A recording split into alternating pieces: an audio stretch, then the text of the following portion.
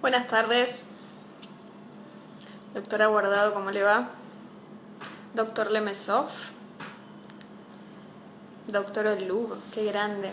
Cristinita, ¿cómo les va? ¿Cómo están? Bueno, estamos esperando a la doctora Mariana Castro Barba, Villay, una queridísima amiga y colega. ¿Qué haces, Leme?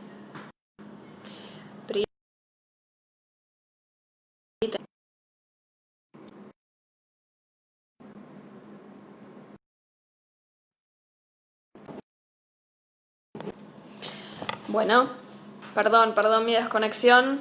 Buenas tardes a todos. Tenemos algunos problemitas de conexión con la doctora. Ahora vamos a ver si lo podemos realizar. Bueno, hoy vamos a hablar de la categoría Weyrauch, de qué significa, de por qué es tan importante, para qué sirve, si realmente la tenemos que usar.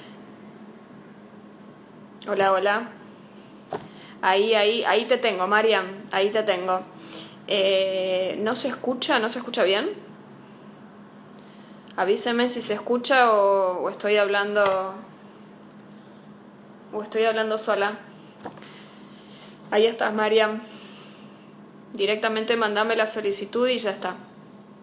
Si te figura el cartelito de enviar solicitud.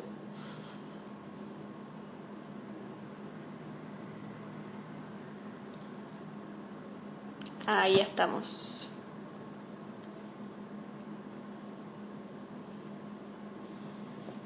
Ok.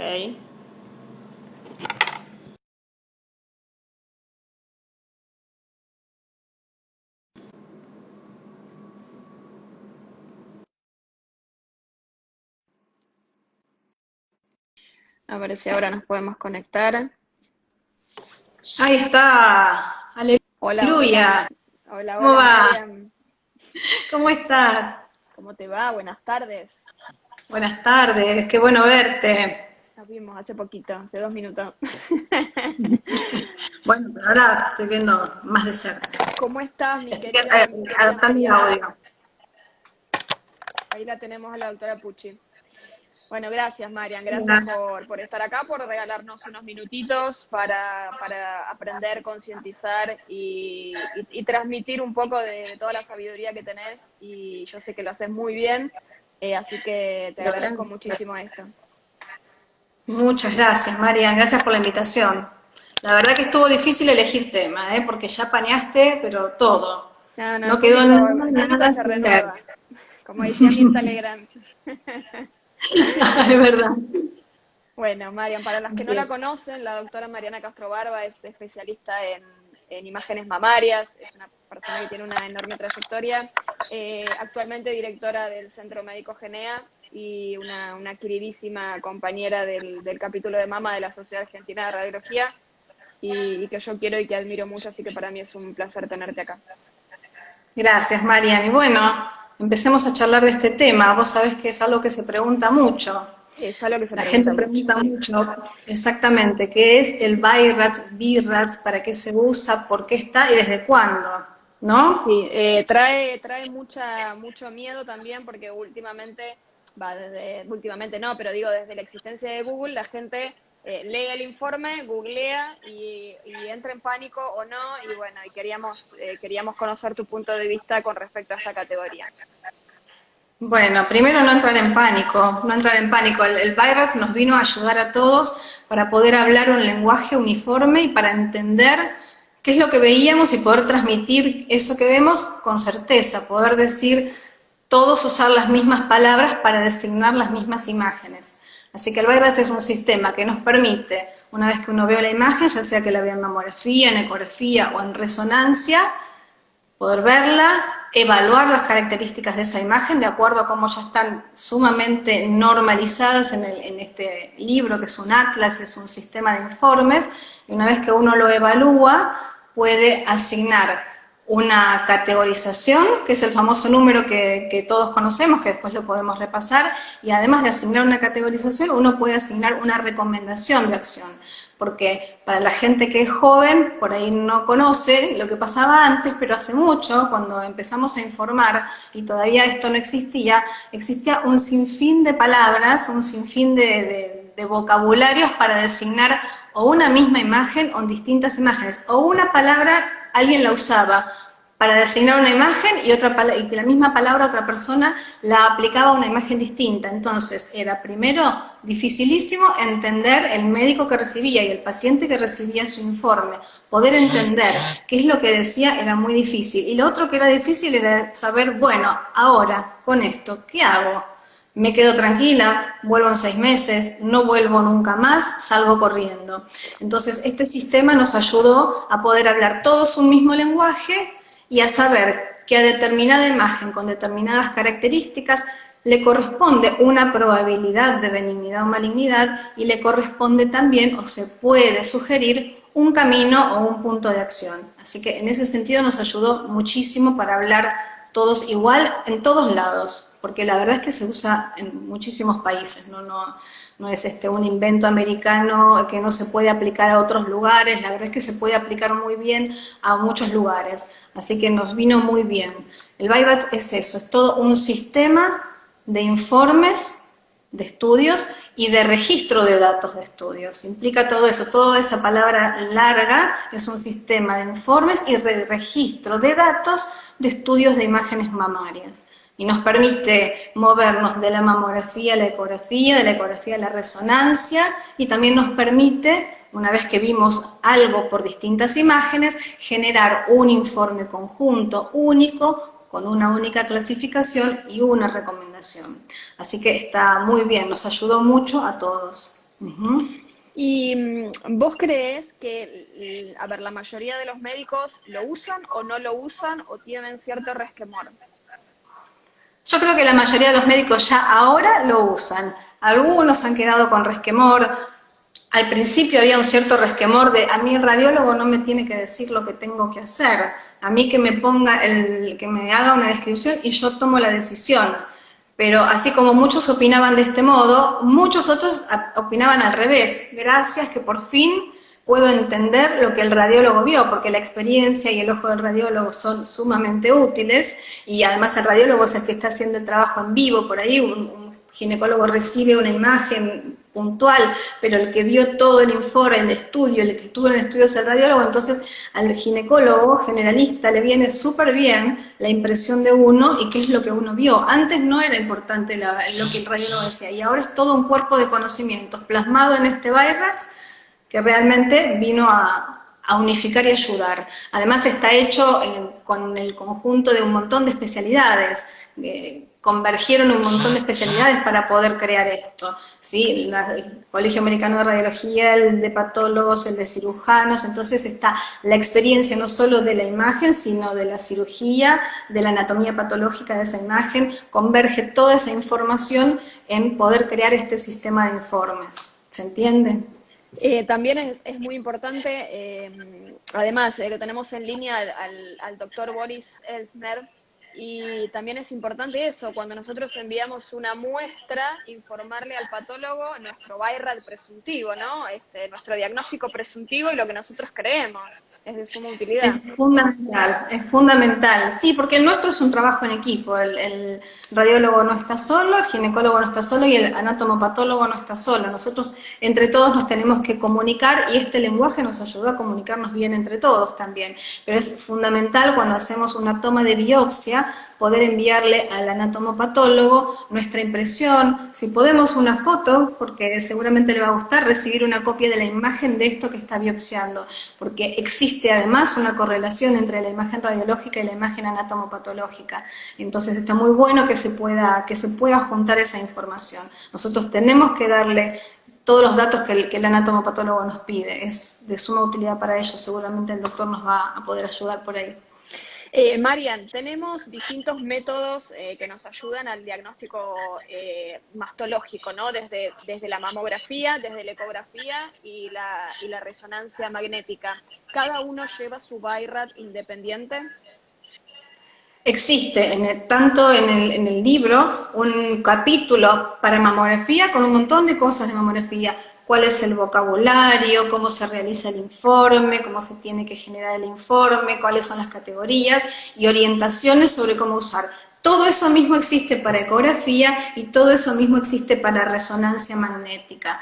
Las categorizaciones finales son las mismas, ¿sí? Lo que pasa es que no siempre va a pasar que uno esté haciendo los 3 estudios a la vez. Entonces, en general vamos a tener por ahí una mamografía con un BI-RADS, después una ecografía y una magnificada que aclaran un poco esto, y a lo último, quizá en muy poquitos casos podamos llegar a necesitar la resonancia, pero son como tres subsecciones diferentes, porque al generarse la imagen de manera diferente, por ejemplo, la resonancia genera curvas cinéticas de captación de contraste, entonces necesariamente ese es un lenguaje un poquito distinto al de la mamografía y a la ecografía, por eso son descriptores o términos distintos. No es nada difícil, se fueron acoplando en el tiempo. El primer BI-RADS fue solo mamográfico, en el 2003 se agregó la ecografía, luego se agregó la resonancia, y además es importante saber que es un sistema dinámico, está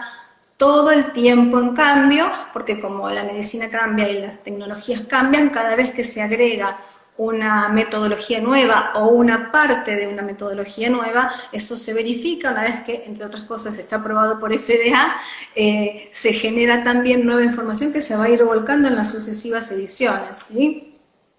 Bien, es importante esto que decías porque yo creo que inicialmente había como una cierta idea errónea de que el BI-RADS era mamográfico, ¿no? Por esto que vos decías, que inicialmente fue mamográfico, entonces algunos centros que hacían ecografías y no tenían la mamografía se sentían como medio en la impunidad de no poner BI-RADS porque no tenían la mamografía, entonces hay muchos centros que no todavía, creo que no han adoptado esa independencia de métodos y que cada especialista tiene que colocar su BI-RADS en cuanto al método que esté analizando.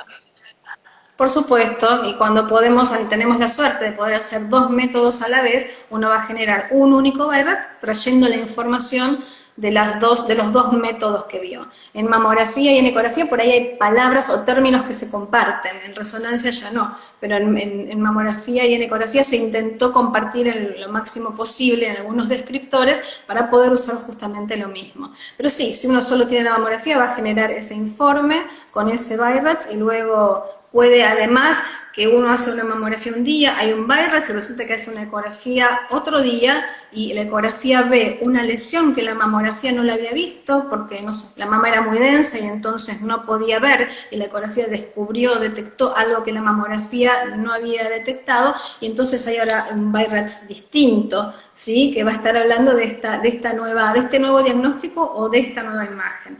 A veces los pacientes pueden decir, pero ¿cómo pasó? La semana pasada tenía este número, esta semana tengo este número, hay un error, alguien se equivocó.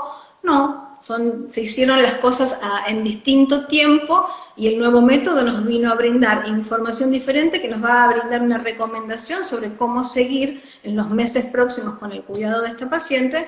Bueno, puede pasar, no es una discordancia, no es un error, ¿sí? También puede haber cambios del BI-RADS de un año a otro, aunque la mamografía esté igual. Tiene ciertas aristas que son importantes conocer. Cuando uno está viendo una mamografía, puede haber un hallazgo benigno y mencionarlo y decir que eso corresponde a un BI-RADS 2, que es un hallazgo benigno.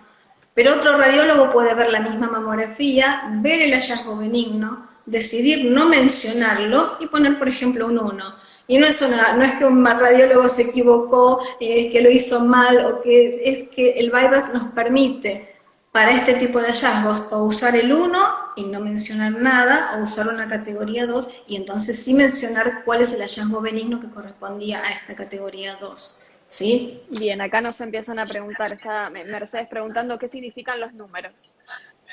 Los números van del 0 al 6. Y no significa que el 0 es el más bajo o el menos importante y el 6 el más importante.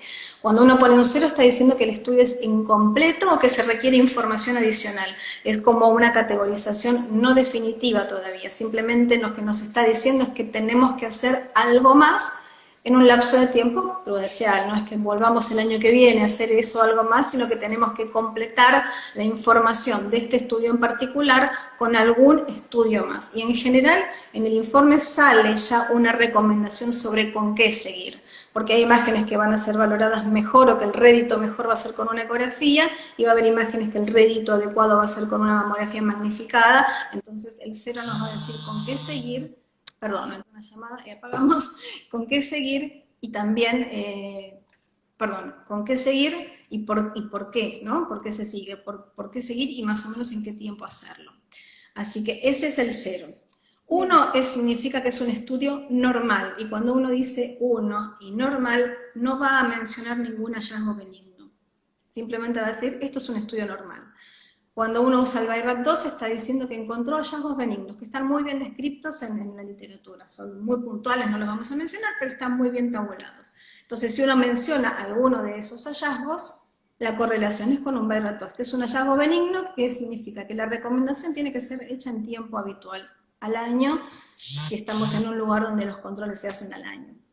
El BI-RAD3 es un hallazgo que se llama probablemente benigno y que nos indica un curso de acción un poco antes, que nos pide que hagamos algo o un nuevo control antes del año, ¿sí? Idealmente en 6 meses. Y una vez que uno dice BI-RAD3 es porque estudió realmente la imagen, ¿no? Por ahí tuvo que hacer una mamografía, luego tuvo que hacer una magnificada, o una mamografía que inicialmente fue de screening y después tuvo que agregar una ecografía, y luego concluye con esta categoría que es un hallazgo, que dice que la imagen es probablemente benigna y que por ello el control tiene que ser hecho antes del año.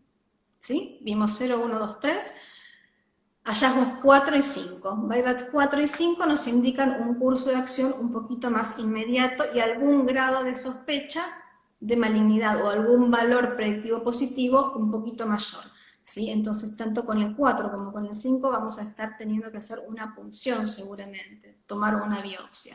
Hace mucho, el 4, hace mucho, decíamos, bueno, cuando ponemos 4 queremos una biopsia percutánea y cuando ponemos 5 queremos ir a cirugía, eso fue hace mucho.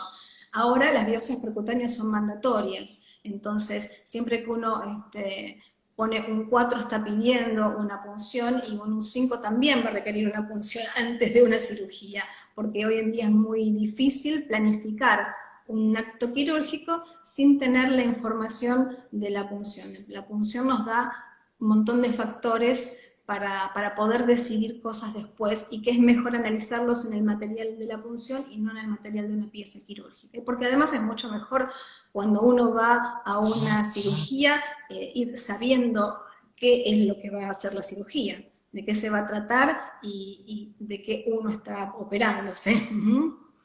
Así que llegamos al 4, al 5, que es una imagen de alta probabilidad de malignidad y que en general comporta el hallazgo de dos cosas.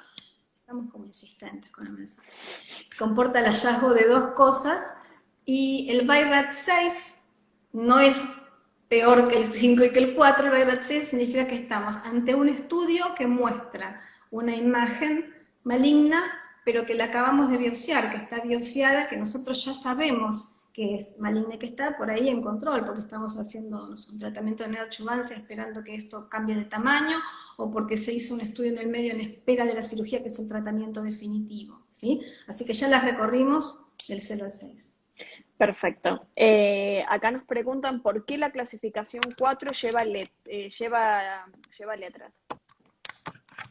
Ay, Marian, me quedé con muy poco audio. A ver cómo puedo hacer para escucharte mejor. A ver, Repetime la pregunta. ¿Por qué la clasificación 4 se subdivide?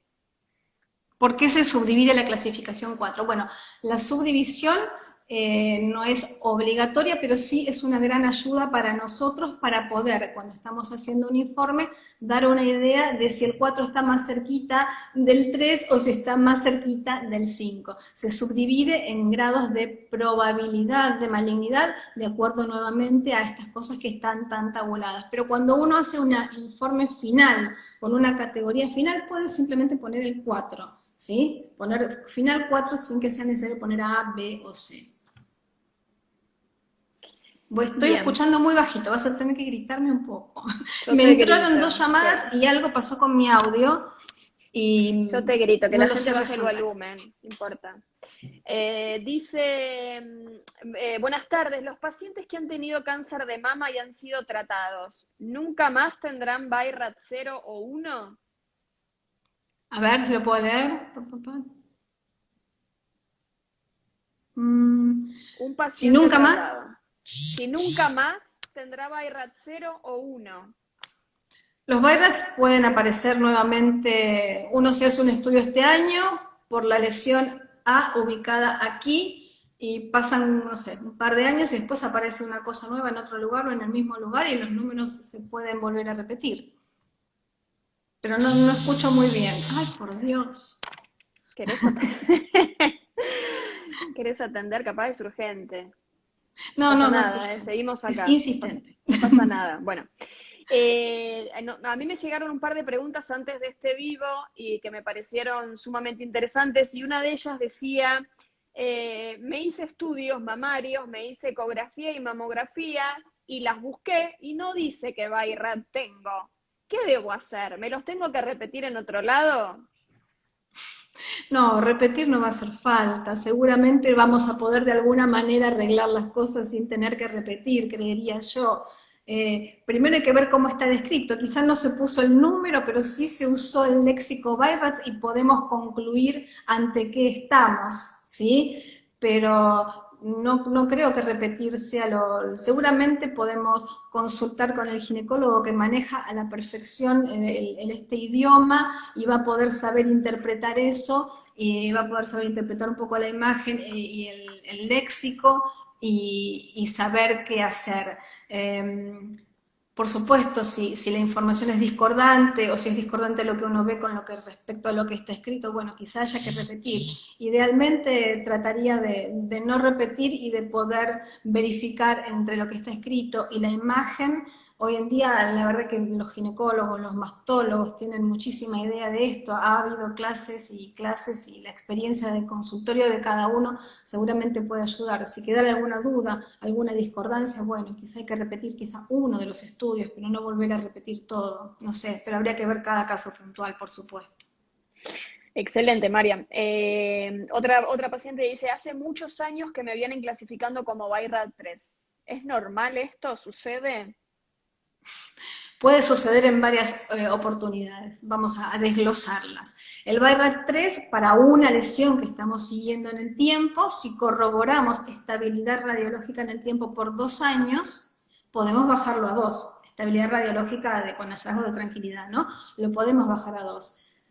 ¿Cuándo puede ser que siga siendo un BIRAT 3 eterno? Si nosotros vamos al médico radiólogo y no le llevamos los estudios donde se puede corroborar que esto estaba hace tanto tiempo y de determinadas características, el radiólogo va a interpretar que esta es la primera vez que se ve, o que se vio, o si le llevamos solamente la del año anterior. Entonces ahí puede ser que tengamos un BIRAT 3 que se esté prolongando por no aportar los previos. En general, si uno se hace los estudios siempre en el mismo lugar, hoy en día todo el mundo tiene registro en el sistema de los estudios anteriores de los pacientes, entonces esto se puede evitar. Uno puede, si va siempre al mismo lugar a hacerse los estudios, puede ir sin los estudios porque sabe que los estudios están ahí, que todo nuestro registro o historia clínica está ahí. Cuando uno va cambiando de lugar, porque uno se muda o porque consiguió el turno o lo que fuere, es sí muy importante llevar estudios anteriores. Es para beneficio de uno como paciente que se pueda verificar y comparar con lo anterior, para que el BIRAT 3 no sea eterno, por un lado, y por otro lado, porque hay pequeñas lesiones que uno solo las puede percibir cuando compara con lo anterior. Hay una cosa muy pequeña que el año pasado no estaba y ahora sí está y me llama la atención y que quizás sea una cosa muy sutil y se pone mucho más de manifiesto cuando uno mira la mamografía del año pasado. Entonces es fundamental. En general, en todos los centros, siempre existe en el papelito del turno, en la recomendación, en el turno telefónico, el pedido de por favor concurrir con los estudios anteriores. Si por casualidad no nos lo dijeron o quedó escrito muy chiquitito en algún lado, uno siempre tiene que saber como paciente que cuando va a hacerse estudios mamarios es muy importante llevar los estudios anteriores. no está de más, si no volvemos a casa con la bolsita, no pasó nada, tratar de no perderlos en la mudanza, cuidarlos en la mudanza, no dejarlos en el taxi, conservarlos o hacer fotos PDF de los informes, por lo menos, como para tener nosotros un registro digital que no se pierda de los estudios anteriores, porque si no podemos estar eternamente en un BIRAT 3. Pero puede haber otra circunstancia en que nos pueda volver a aparecer un BIRAT 3, y es que teníamos una lesión en seguimiento, pasaron 2 años y pasó a ser 2, pero aparece una nueva que se estudia, se trabaja y se convierte en 3. Seguimos siendo 3, pero no por la lesión anterior, por esta nueva. Eso también puede ser, que nos tengan que controlar cada 6 meses por mucho más de 2 años. Bien, hay otra pregunta que me decían, yo prefiero ir rotando de centro en centro y no llevar los estudios previos para que no se copien del anterior. Yo ¿Y tú prefiero... ir rotando de centro en centro y nunca ir al mismo y no llevar los estudios previos para que no se copien del estudio anterior? Ah, no, bueno, no nos copiamos. La verdad es que son una cosa muy, muy útil los estudios anteriores. La comparación con lo anterior es fundamental. Hay un tipo de lesión que se llama asimetría en desarrollo. Es un tipo de lesión que está descrita muy bien en la parte de mamografía del BIRATS y que surge de la comparación con lo anterior. Es una asimetría nueva o más visible o más ubicua o que aumentó de tamaño con respecto a otro estudio. Entonces ahí no nos estamos copiando, ahí estamos buscando una lesión específica que para poder determinarla e informarla usando estas palabras y siguiendo nuestro atlas y dándole la categorización que implica una acción consiguiente correcta, es imprescindible mirar lo anterior, no para copiarse, pero sí es fundamental poder mirar lo anterior. Otra pregunta dice que vos ya lo explicaste muy bien, pero quiero que resolvamos las dudas más frecuentes que tienen los pacientes. Y una de ellas es, me quedo tranquila con el BI-RAT 0 porque es la menor categoría. La verdad, la gente se va contenta con un BI-RAT 0. Me Y quedo tranquila con un BI-RAT 0. No, BI-RAT 0 significa es que este estudio está incompleto y que para poder expedirnos con respecto a una clasificación y por ende al estado de este estudio, necesitamos hacer algo más. No, el 0 significa que tenemos que ir con nuestro ginecólogo, con nuestro mastólogo, que revea nuestros estudios y que nos diga cuál es el próximo paso a seguir, que va a ser un estudio más. Bien, hay mucho miedo cuando una paciente recibe el BI-RAT 4 de ya, bueno, a veces necesariamente o a veces innecesariamente, pero esto genera muchísima angustia y muchísima preocupación y en muchas pacientes como un diagnóstico ya definitivo. Por esto que vos decías, es importante esta subclasificación y qué significa irte a tu casa con un BI-RAT 4. Mucha gente dice, ¿tengo cáncer ya? No, por suerte no. El BIRAT 4 es una categoría muy amplia, que va desde un muy bajo probabilidad de malignidad a una probabilidad de malignidad muy alta. Nosotros tenemos como un punto de corte el 2%. Entonces, cuando tenemos un punto de corte, de ahí en más, el universo es muy amplio. No todo 4 termina en algo malo, pero sí termina necesariamente en una muestra de tejido. No es una espada de Damocles, ni es que tengo todos los números puestos. Por cómo está hecho este sistema y porque hay una multiplicidad de lesiones con muchas probabilidades distintas de hallazgo, es que la categorización es amplia, pero de ninguna manera significa sí o sí mañana estoy operada o tal o cual cosa. Cuando hacemos mamografía, cuando nosotros decidimos ir por el camino del screening o por el camino de testearnos cuando somos asintomáticos, va a pasar probablemente una vez quizá en nuestra vida de hacernos mamografías durante muchos años, una vez por año, que tengamos un susto. Un susto significa nos ponen un 4 porque la lesión tenía ciertas características de sospecha, nos hacen la biopsia y después el resultado da benigno.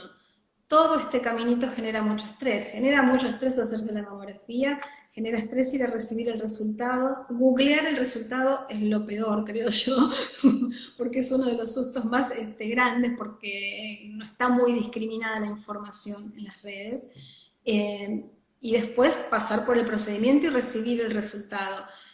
este es el caminito del screening, pero es el caminito que salva vidas, porque por hacer esto vamos a poder detectar cosas pequeñas a tiempo y que nos vaya mucho mejor. Pero bueno, las mujeres que decidimos que vamos a hacernos mamografía, el screening una vez por año, no teniendo síntomas, tenemos que pensar con la almohada que alguna vez nos vamos a pegar un susto y que la posibilidad más alta del susto que nos peguemos es que al final no sea nada. Pero ¿qué significa? Que un 0 va a significar hacerse otra cosa, y que otra cosa por ahí me va a decir que tengo que controlarme cada 6 meses, o que me va a decir que tengo que hacerme una punción, y resulta que después el resultado era benigno. Hay un montón de lesiones benignas con características imagenológicas de sospecha. Hay y están descritas. Y no todo lo que tiene características de sospecha se correlaciona después con una anatomía patológica maligna. Preguntan actualmente a qué edad se inician los estudios. ¿A qué edad se inician los estudios? ¿Sí? Podemos hacer una mamografía de base a los 35 años. ¿Sí? Eso se llama mamografía de base o inicial. Si esta mamografía es normal, podemos esperar 5 años, hasta los 40, y a partir de los 40 hacer una por año. ¿Sí? ¿Hasta cuándo? Eso lo van a decidir con el médico tratante. Entre médico y paciente van a decidir hasta qué momento, después de los 60 y algo, podemos seguir haciéndonos mamografías. En distintos países las recomendaciones van variando, hasta qué edad se hace la mamografía.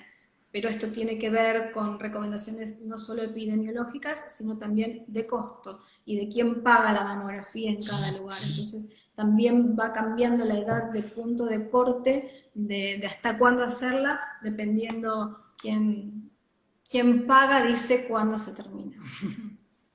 Bien, recién hace un ratito leí una pregunta de una paciente que se hizo una resonancia y le dio un BI-RAD4. Y en la mamografía le dio un BI-RAD3. Ella pregunta si es mandatorio hacer la punción o cuál es el método preponderante entre los dos.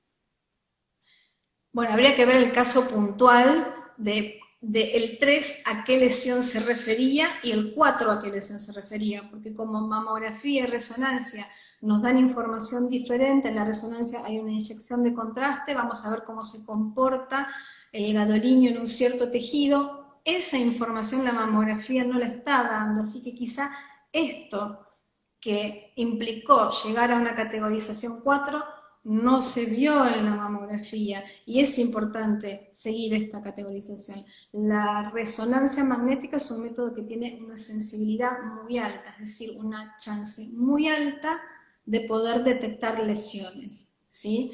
Entonces, puede ser que hayamos visto en la resonancia algo que en la mamografía no se vio, y pusieron un 4, y bueno, la punción se podría hacer. Pero bueno, no sé cuál es este caso, no estamos viendo las imágenes, no lo estamos analizando. Sí es importante saber esto, que mamografía y resonancia comportan información diferente, lenguaje diferente, y una da una información funcional que la otra no.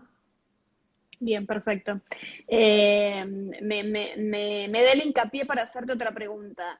A partir de la resonancia, ¿no? Que vos decías que es un método muy sensible, a partir de un BI-RAD4 en la resonancia, ¿qué caminos se siguen? A partir del BI-RAD4 en la resonancia, varios caminos. El primer camino es intentar ver si ese 4, esa imagen que nosotros vimos en la resonancia, tiene un correlato con un método más sencillo para guiar una biopsia.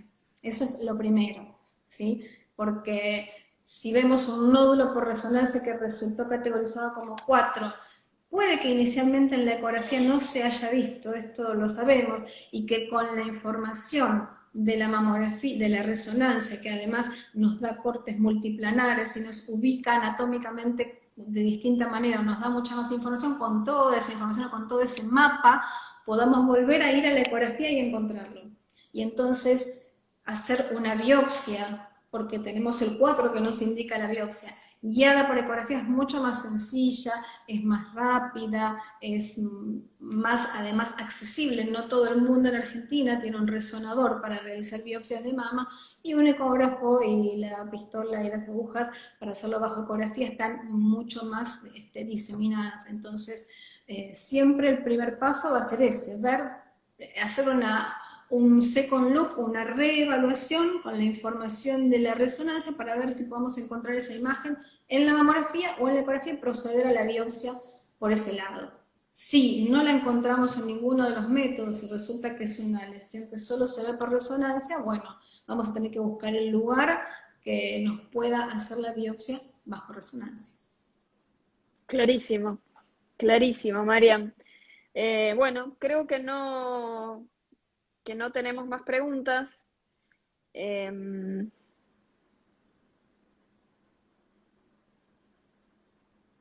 hay más preguntas. No hay más preguntas. Ha sido un enorme placer estar contigo. Como siempre, Marian, un placer, acá estamos para cuando quieras. Yo estoy pensando si quedó algo sin repasar de este tema, si nos quedó algo sin decir. Reforzar la idea, sí, de por favor llevar los estudios previos siempre que se pueda, de no perderlos, de sacarles fotos, de guardarlos. Ahora todos nos lo mandan digital, en esta época de pandemia, donde no hay que volver a buscar nada al lugar al que uno se fue a hacer los estudios. Bueno, registrar y guardar todo. Hoy nos mandan todo por internet, por WhatsApp. Es importante para nuestro cuidado poder tener el registro de las cosas anteriores. Creo que eso es una cosa importante. No asustarse es otra cosa importante. Saber que el camino de la mamografía puede llevar algunos BI-RADS 0 y algunos BI-RADS 4 que terminen con un final feliz, que sabemos que para eso lo hacemos. Uy, con esos llamados. Y creo que estamos. Acá dice, me hicieron una mamografía magnificada y el resultado fue un BI-RADS 4C. ¿El resultado fue? El resultado fue un BI-RADS 4C. El tema de las microcalcificaciones, 4C. Saber si los fibroadenomas benignos es posible que tengan microcalcificaciones. Si los fibroadenomas es posible que tengan adentro microcalcificaciones o que hayan englobado. Los fibroadenomas pueden estar calcificados y hay un tipo de calcificación grosera heterogénea que puede ser muy parecida a unas calcificaciones que sí se caracterizan como con grado de sospecha en la mamografía. No sé si estaremos ante este caso, no lo sé.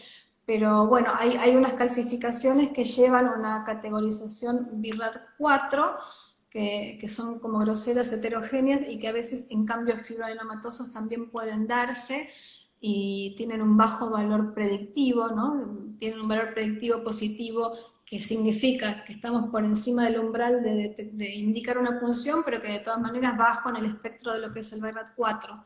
No sé si si estamos respondiendo. Perfecto. Hay muchas preguntas en las cuales se hacen una mamografía y en la mamografía les recomendaron realizarse una ecografía. Y hay mucha gente que se preocupa porque dicen, me mandaron a hacer otro estudio. ¿Qué significa esto, esta recomendación de ecografía en la mamografía? Bueno, la recomendación de ecografía en la mamografía hoy en día es muy frecuente. La ecografía la pueden recomendar porque se vio un hallazgo puntual y queremos tener una información adicional. Si vemos un nódulo en la mamografía, a priori no vamos a saber si es líquido y es un quiste, que es un caminito distinto, o si es un nódulo sólido y vamos a tener que por ahí ver cómo son los bordes, los márgenes y decidir cuál es el seguimiento. O puede ser que tengamos un tejido mamario heterogéneamente denso o muy denso, donde sabemos que el desempeño o el rendimiento de la mamografía o la sensibilidad esta de la que hablamos es menor y que entonces es importante complementar con un método más, y el método más hoy en día.